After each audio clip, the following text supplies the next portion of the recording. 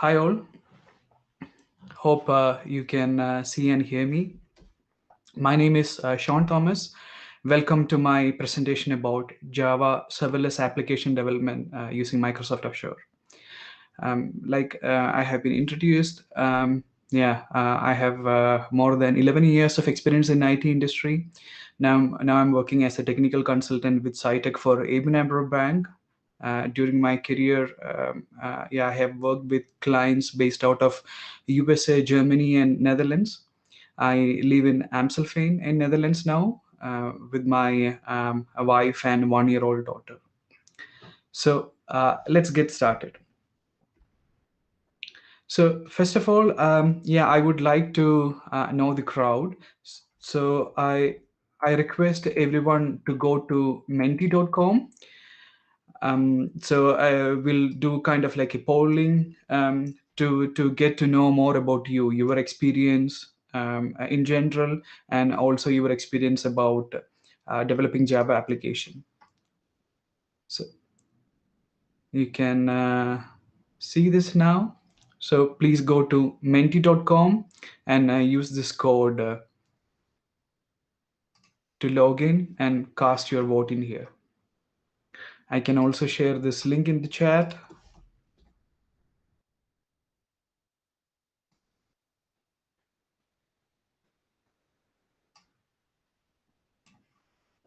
Yeah.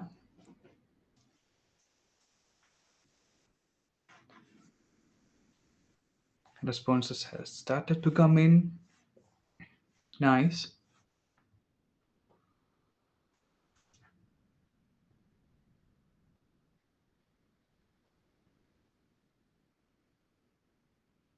Yeah, good to know that there are some people with more than 15 years of experience attending the conference. Nice. Yeah, even with more than 10 years of experience. Nice. Let it come in.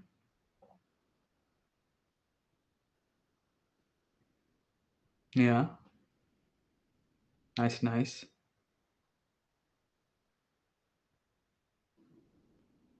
Okay. So from the responses, I see that, if I calculate percentage wise the number of responses I received and number of participant, I take it like, yeah, most of the developers who are attending the conference has experience between 5 and 10 years. Okay, going to the next question. Do you have experience in the following: Java backend application development, developing microservices in Java, and third one, developing serverless application using Java?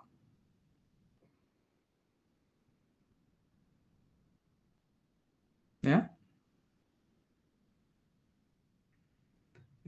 some developers with serverless application development already in the talk. Nice. Also microservices. Nice.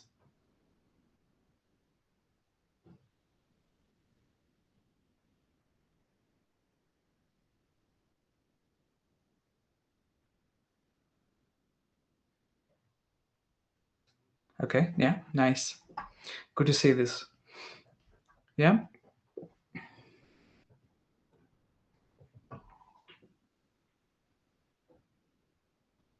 Yeah, let me continue to my talk. So yeah, in serverless, so I won't be talking deeply about what is serverless, what's the theory and concept behind it. But in serverless, what you have to manage is just your code, and the cloud provider who provides this serverless platform, they will manage the rest of the things for you. And around 11 years back, when I started my career in IT, there was no cloud. Application used to be hosted in a dedicated hardware that need special room with 24/7 power supply, cooling facility, a network connection, physical, security person to guard the hardware, and like things like that, to run your application. And system admins, they will install the operating system in this hardware. They will install the tools required to run the application, language, runtime, and other things for logging, security, and things like that. And application is run on top of it. This way of running application, it incurs a lot of cost, operational cost, operational overhead, and it's very difficult to um, make this application highly available and scalable. Then, in course of time, came virtualization, virtual machine. This helps to reduce the cost, but rest, most of the thing kind of remained the same. And then came the cloud with VMs, virtualization, and containers. This help to reduce the cost very much, relative to running your application in a dedicated machine. And also, it became really easy to make your application highly available and scalable. And then serverless provided by this cloud providers, that is the next huge step that you can make now.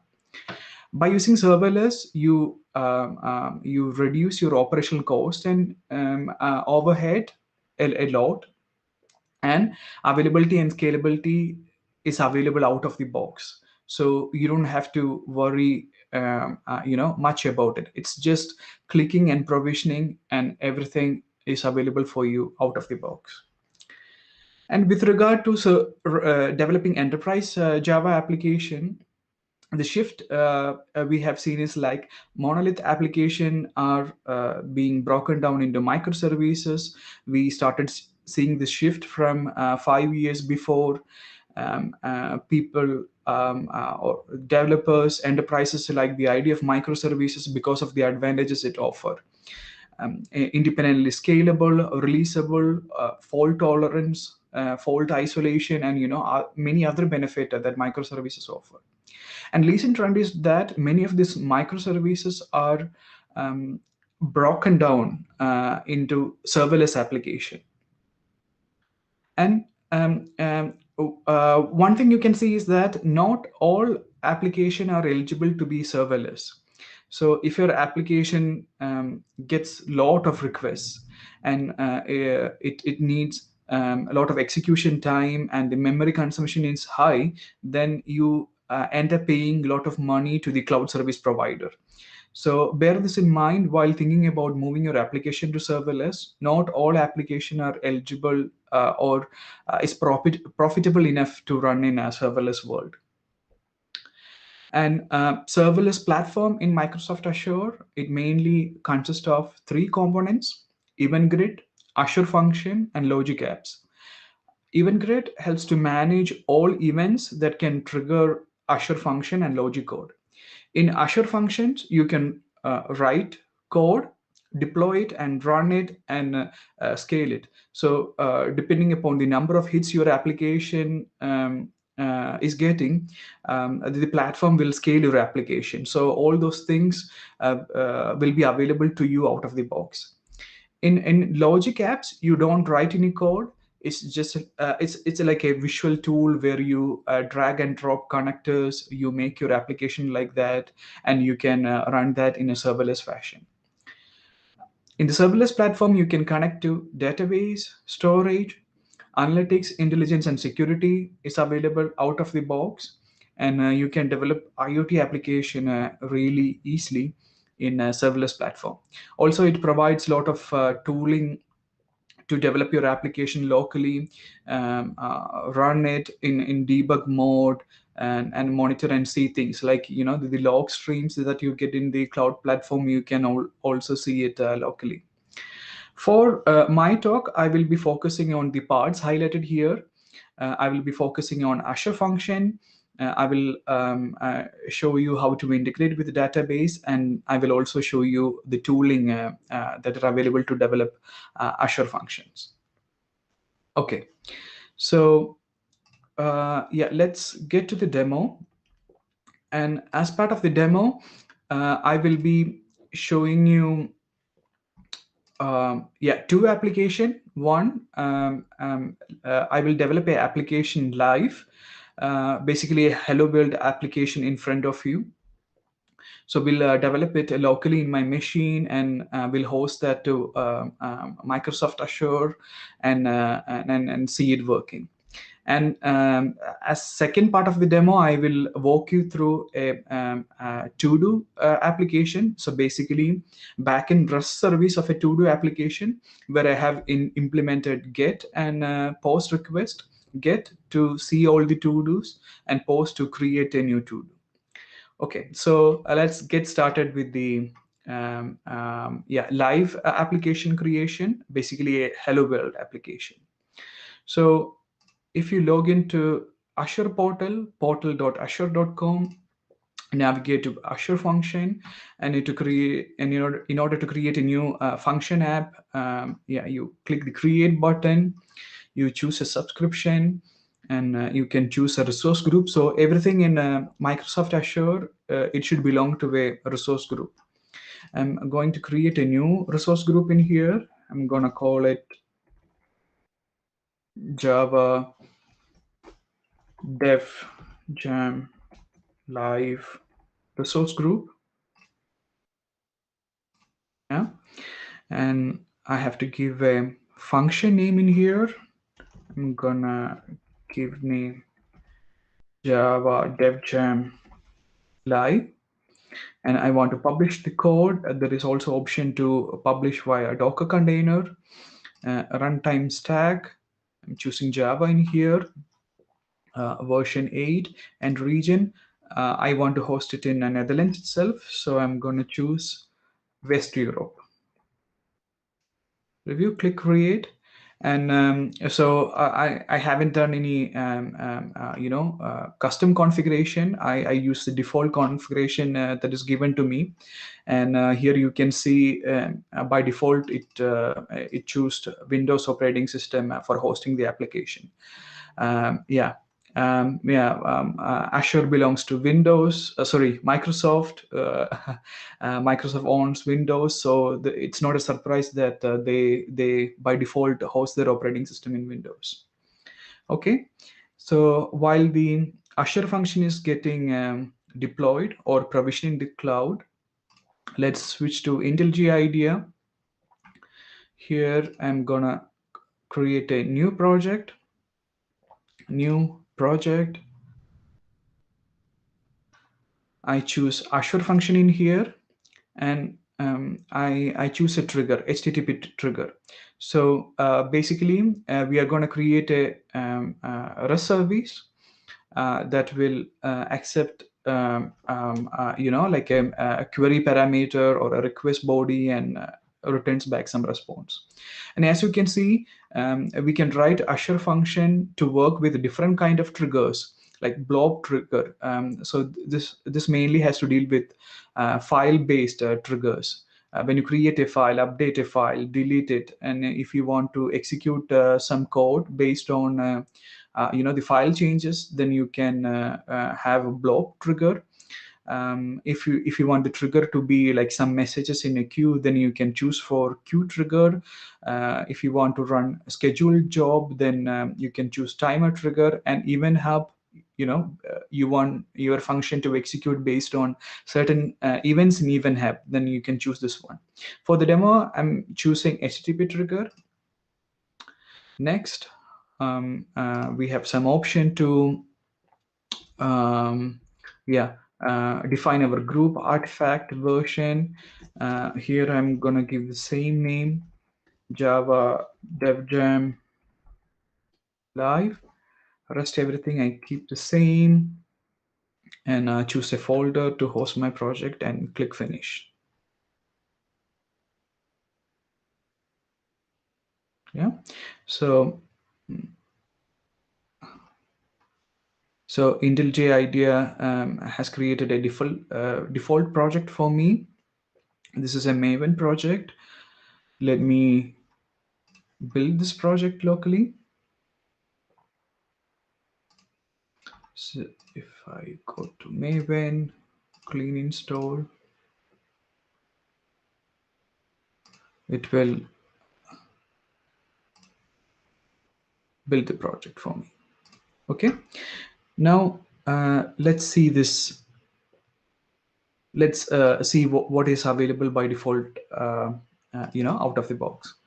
So here you can see that we have a class HTTP trigger function,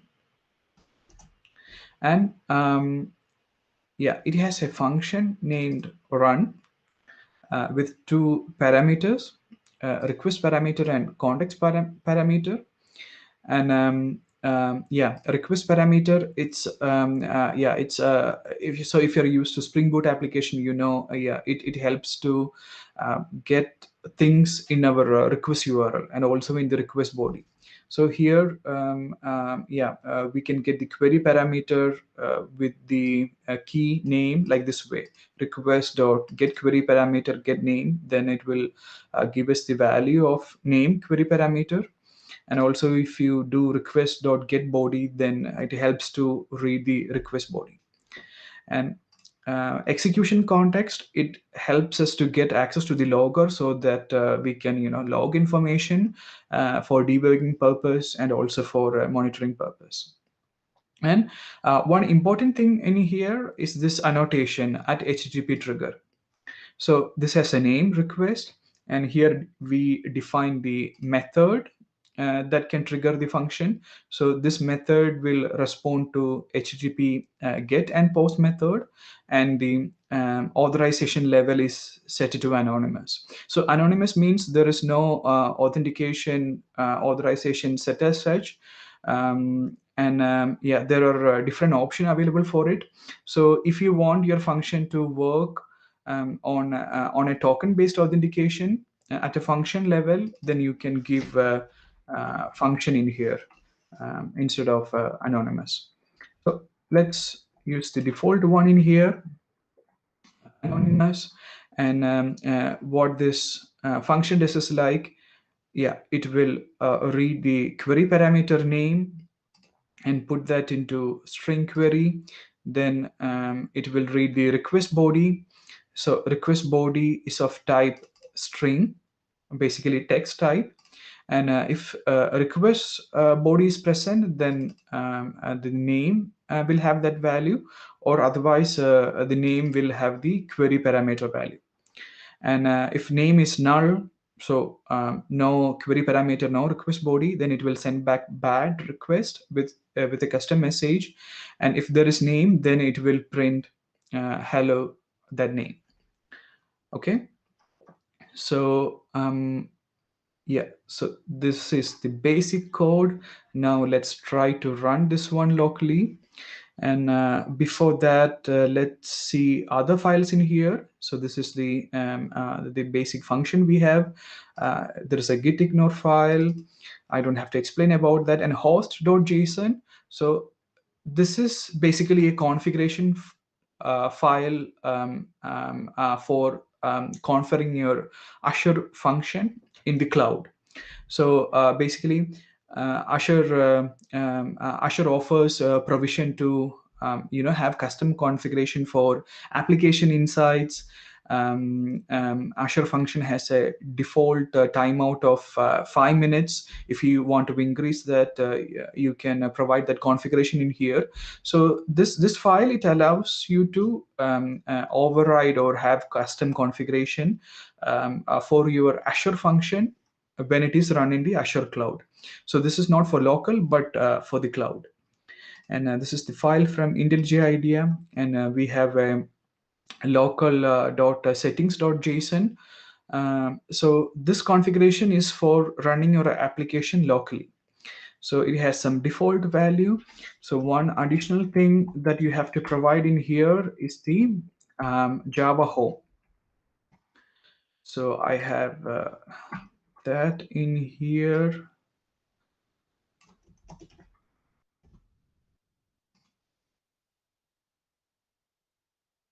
I provided Java home value in here. And now let's try to run this application locally. So I came to this function and I click this run button.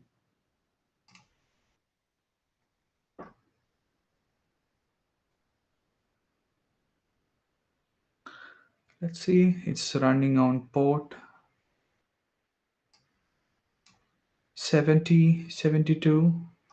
It has started already. And if I click this one, you can see it's giving back a bad request response and says, please pass a name on the query string or in the request body. And if I keep name is equal to Shaun, then it prints hello Shaun. Really fast and simple as this.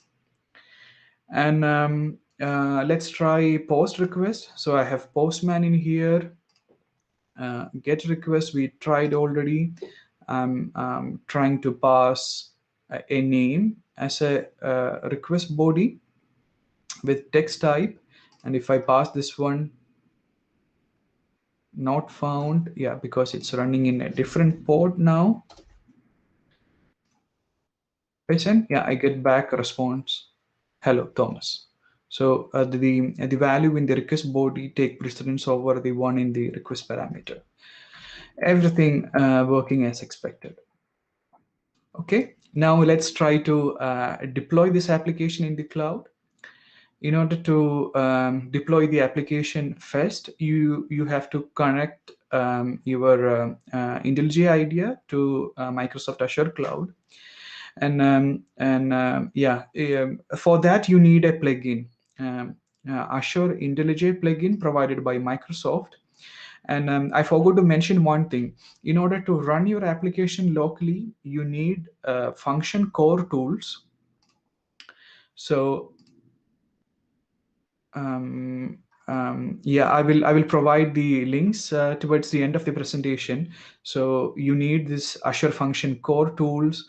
Basically, in Mac you can install it via brew, some tools, basic tools to run the function. Similar tools are available in Windows and Linux as well. So that tool and this plugin that should yeah, that is sufficient enough to run the application locally. Let's try to authenticate this plugin to connect to Microsoft Azure Cloud. I click sign in. So I'm using device-based login in here.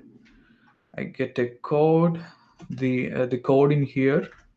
I paste it in here, click next. Yeah, login, continue, and it says I'm logged in.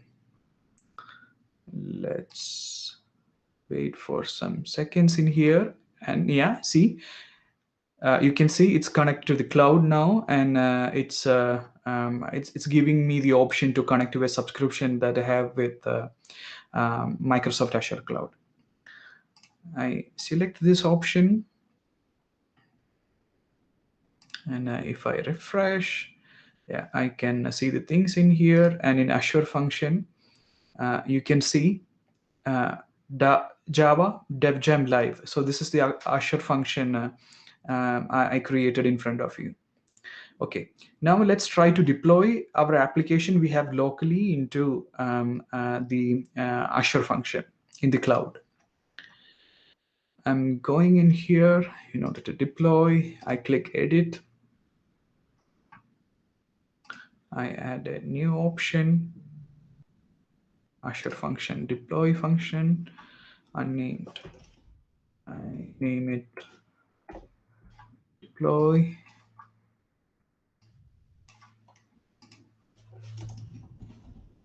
Function jam live, and yeah, it has some app settings out of the box. I use that, and I choose the function in the cloud. So by default it choose one I created before, and if I click this drop down, I can see Java DevJam live in here. Apply, okay, and then run to deploy the application.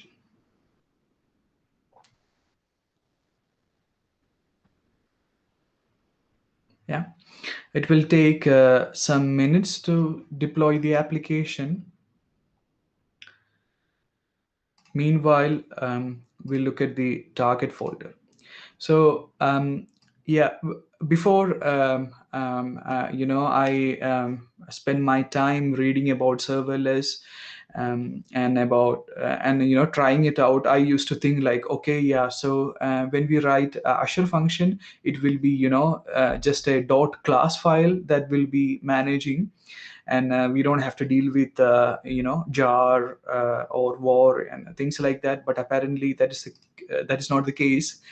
We still have jar, and the content of this jar will be like these things in here: a settings file, jar, uh, and also the function configuration. So this is very important for Microsoft Azure Cloud to run your function. So basically, it says like what's the jar file that Azure function has to run, entry point, this points to the function we have, and bindings. So basically, Azure function works with triggers, and it also has bindings. So you can define input bindings and output bindings. So you can have something like you get a HTTP trigger, then you can read from database. So that's the input binding, and then at the end write to a database again. So that's output binding. So you can orchestrate many things with this input binding and output binding. Input binding can be reading a message from a queue, and output binding can be like passing the request to some other function. So there are a whole lot of combinations yeah, that are possible like this way. Here in our case, we have a HTTP trigger. Direction is in, name, method. It supports get and post, authentication level anonymous, and output binding. The output we pass back is a HTTP response, and the value we give in the return, it will be sent back to the client that is making the HTTP request. Okay, let's see whether our application is deployed or not. It's deployed. Let's click this one. You can see, so this application is running in Microsoft Azure Cloud, and there is no query parameter, so that's why it's asking to pass one. If I give name is equal to Shaun, then it's giving me a response, hello Shaun. Okay, now let's look inside Azure Cloud. So yeah, so by the time we created the application locally, it was provisioned in Azure. That's why, yeah, we could deploy and see it live. And if I go in here, you can see, the memory it is using, execution count, all these things for monitoring and knowing about your application. Application insights, they are available out of the box. And important thing to see in function, you can see HTTP example, the function you created. So this corresponds to the name in here, function name, HTTP example. If I click that, you can see code and test. So Azure provides option to make code changes online and also test it. But I have seen this only for JavaScript. If you use JavaScript programming language, for Java, I have to provide some additional configuration, and I haven't tried that out. And so here, what you see is the function.json that I showed you. So this is the configuration for Azure to run our Azure function. And integration, if you see, yeah, we have the HTTP trigger. We don't have any input binding. This HTTP trigger will execute the function, and it will return HTTP response. You can see an overview of that in here. And in monitor, you can see, the requests coming in, how many requests and what all are the responses.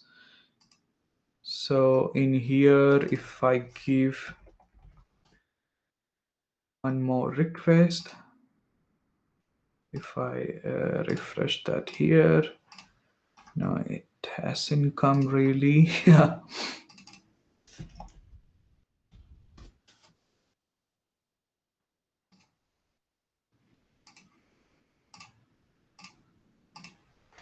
Okay. Um, let's see to that later. Yeah, in the logs, you can see that, yeah. So when you come in, it's connected, and you can see live logs in there. If I click this one, dev jam, yeah, you can see the logs in here. Awesome.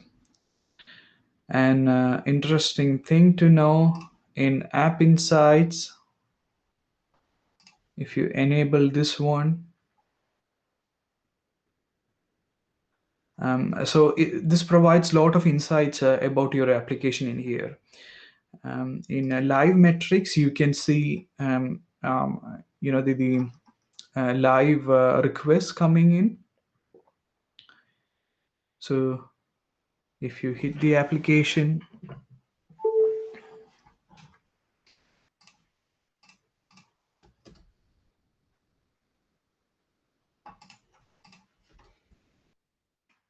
requests,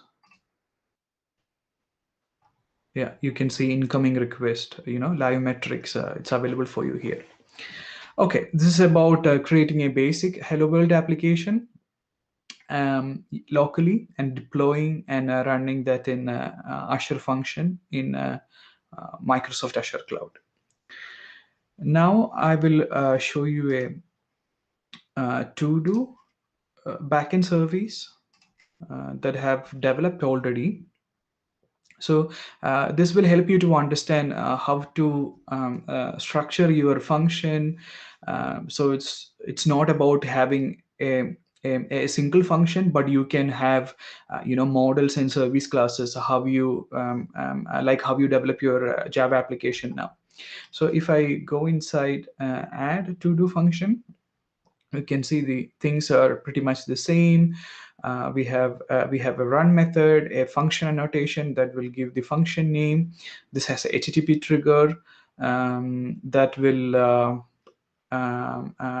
respond to HTTP post request. We have a authorization level set as function. So you need to pass a token in order for this function to work, or in order for this REST endpoint to respond. And here I have defined a route, which is like to-dos. So in the Hello World application we created, you might have noticed that the function name is available here in the URL. And as you develop a REST backend service, like it's not good to have like add to do function, list to do's function in the URL. Rather, you would like to keep the resource name in there. So here our resource name is to do's. We deal with the to do items. So we define the route as that. And we have a HTTP request method, and the request is of type to do. Let's look at the to do model. And before I explain this one, let's see the Cosmos database that I have created the backend. So the to do application is connected to Cosmos DB database that is provisioned in Microsoft Azure. And for the demo, I'm using MongoDB API. So Azure Cosmos DB API for MongoDB account. If I click Data Explorer, yeah, I have a to-dos DB. I have a collection inside it, to-dos collection, and a document having 2 entries. Yes. You can see that in here. Yeah. So basically, a document. So document corresponds to a row in SQL or relational database, and collections corresponds to a table in a relational database. Just for the people who don't know it already. Yeah. So this has an ID that acts as a primary key, username, the user who created the to-do. So this is like my unique ID, description, the to-do, that has to be done, read more about serverless, and done, whether it's done or not. And similarly, the second one, ID, username, description, done. Yeah. So we have these two. And this to-do backend REST service is connected to the Cosmos DB running in the cloud.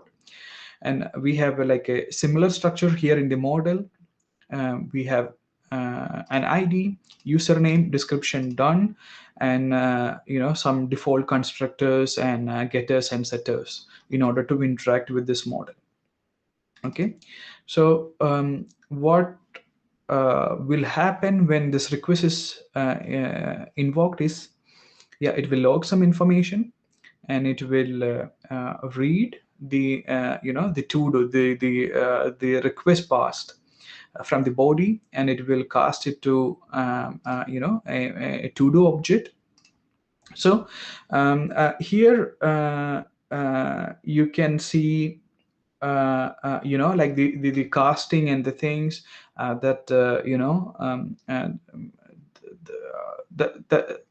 that works in the Java world. When you work with the Spring Boot application, it provides this casting. The same thing is available in Azure Functions as well. And yeah, after getting the request body, next thing, yeah, I'm calling a to-do service. I'm calling add to-do method, and here what I'm doing is like, yeah, I'm making a connection to uh, uh, uh, yeah, Azure Cosmos DB, MongoDB database. So for that, I define a Mongo client, provide the Mongo client URL. So this URL, actually, it should not be part of the code. And yeah, because of that reason, I'm reading this from environment setting. So system.get environment. That is defined in here. You can see that in local settings.json. So it has the same properties like before. And additionally, I have configured MongoDB client URI and also database name. So this URI, the connection URL, it will be read from the environment variable. Then I define a Mongo database, and I define a codec. So basically, the document in the MongoDB, it has to be converted into a Java object, and this codec will provide that feature for us out of the box. So I'm using default codec that will provide this mapping out of the box. And in order to use that, I have added this dependency in pom.xml. I have added a Mongo Java driver that will help to do the casting and do the mapping to a Java object. And back in here, so codec like that, and collection, I want to access a collection. That name is defined in here, and that collection has documents of type to do, and I insert that to do into that one. Okay, so posting or adding a to do, we completed it now. And let's look at listing as well. It's like get operation. We want to get the complete list of to-dos from the database. Here, same function, get trigger, authorization level function, routes, requests. Yeah, so when we get the request, we invoke to-dos method inside to-do service, and we'll make the same connection like before. And from the collection, we'll find all documents and cast that into a array list. Yeah, so we can get the list of to dos as like a list of item compatible with Java. Okay, so that's it. Now let's try to run this application locally.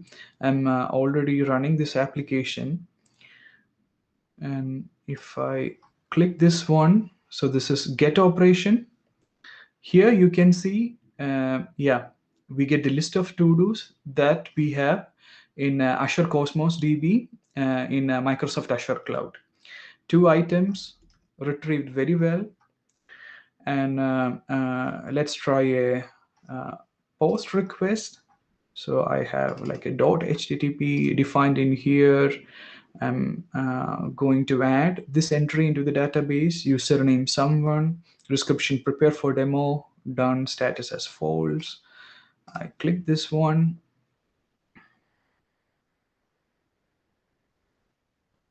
No, it didn't work because port number is different. Run. Yeah, item inserted, and I get the 201 as response. Here I go and try to fetch the thing. Now I can see that I can see that the item has been inserted successfully into the Cosmos DB. Okay, so this application is already running in Azure Cloud. I can show you that. So here, one thing to note. So we didn't pass any token. So for local development, it will work without providing any authorization or a token related thing. So it's a really efficient for your local development. And let's see how it is in the cloud. I have it hosted in Java Hello World. Things in here, member used, you can see the information in here. And in functions, you can see I have two functions, add to do function and list to do function. You have seen the things inside that before. And one thing to tell you. So for local development, we provided a database URL here in local.settings.json. And this information is not available in Azure Cloud. So in order for the application running in Azure function to know about a database connection, you have to define that here in a configuration. So you can do that here in Cosmos MongoDB. Yeah, basically add the environment variable in here and the value. You can see that in here for URI and also for the database name. Yeah, and now let's try to run this function.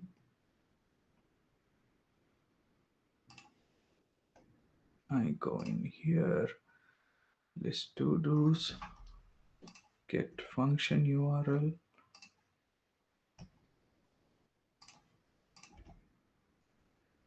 Nope.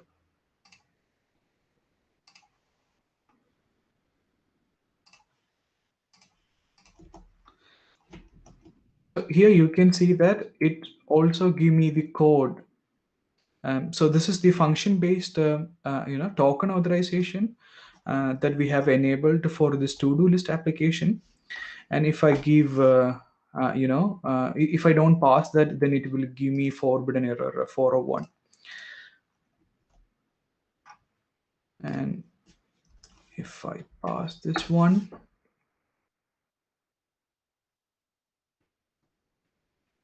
then yeah, it works properly. And it gave me all the items in our Cosmos DB. Works perfectly fine. So when a function token level authorization or authentication is enabled, then you have to pass in this code in order for the Azure function to work. Okay, and let's try um, to make a post request. So, so I'm going to make a post request. So that is defined in here, code is passed in here, and if I send that request, yeah, yeah, it created that entry. Let's try to see that in here. Now it should have 4 entries. Yeah, really worked perfectly fine. Really easy to create and manage this. And all of the things that I showed you before, application insights, and the provision to add more authorization, authentication, provision to connect it to a virtual network, everything is available for you out of the box. You just have to click and provision it. Okay, so that's a live demo. And coming back to the slide, so Azure Function is not the only provider in the market. AWS Lambda is already very popular, and the idea is that if your company is adopting Microsoft Azure, then it's better to use Azure Function. And if your company is adopting some other cloud provider, and then it is better to use the function as a service offered by that cloud provider. Microsoft Azure Function is a leader in this space. You can see that here. Also, Alibaba functions are mature enough to be used. Also, Amazon AWS Lambda. And yeah, here are some links for you. I will share this in the chat. So I will upload the slide to SlideShare, and I will share the link in the chat for you all. And yeah, that's my presentation. Thanks for joining. And yeah.